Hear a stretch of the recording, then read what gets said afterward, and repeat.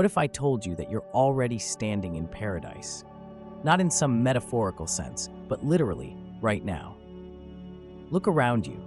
The air you're breathing, the beating of your heart, the very awareness you have of this moment. This is heaven. But why don't you feel it?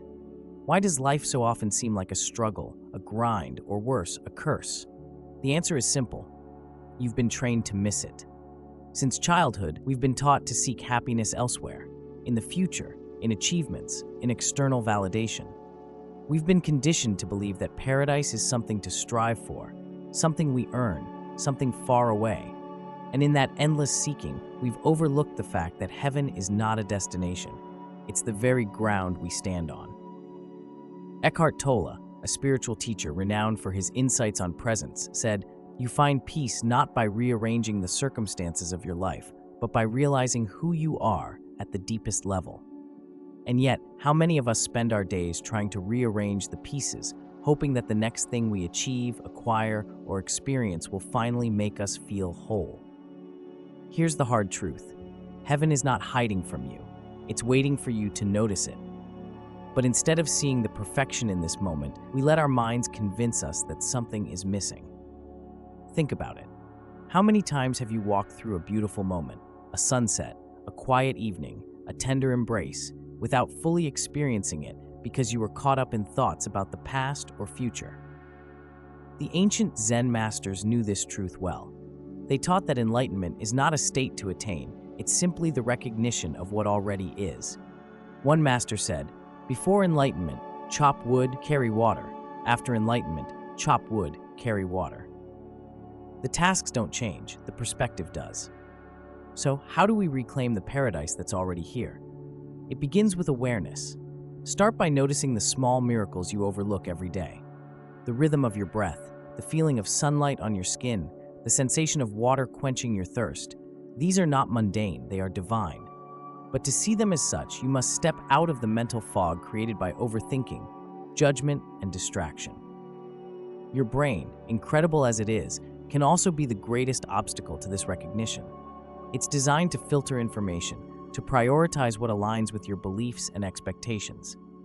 If you believe paradise is somewhere else, your brain will work overtime to hide it from you here. Neuroscience shows that we only consciously perceive a fraction of the information our senses take in. The rest is filtered out, discarded before it even reaches our awareness.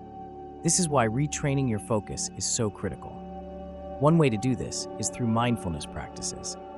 When you slow down and fully engage with the present moment, you start to notice what's been hidden in plain sight. Washing dishes becomes an opportunity to feel the warmth of the water and the texture of the bubbles. Walking outside becomes a chance to marvel at the complexity of the natural world, the colors, the sounds, the symphony of life all around you.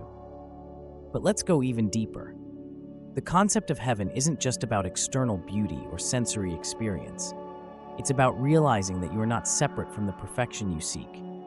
Rumi, the great Sufi poet, wrote, "You are not a drop in the ocean, you are the entire ocean in a drop." The very awareness that allows you to hear these words, to feel your thoughts and emotions, is itself divine. It is heaven. Now you might wonder, if heaven is all around me, why do I still suffer? The answer lies in your perception. Suffering doesn't come from life itself.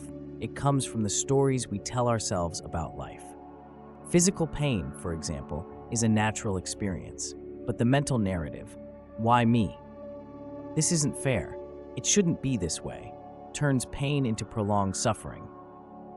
In the same way, emotional challenges like heartbreak or disappointment are amplified by the belief that something is wrong or missing. But nothing is missing. Heaven remains, even in the midst of difficulty. Let's take this further. Heaven is not about removing challenges, but seeing through them. Every difficulty is an invitation to deepen your awareness, to see the perfection even in what feels imperfect. This isn't about denial or forced positivity. It's about stepping outside the limited framework of your mind and touching the deeper truth of existence, that everything is interconnected and nothing is truly separate from the divine. So, how do you begin to live this truth? Start small. Commit to moments of stillness where you observe without judgment.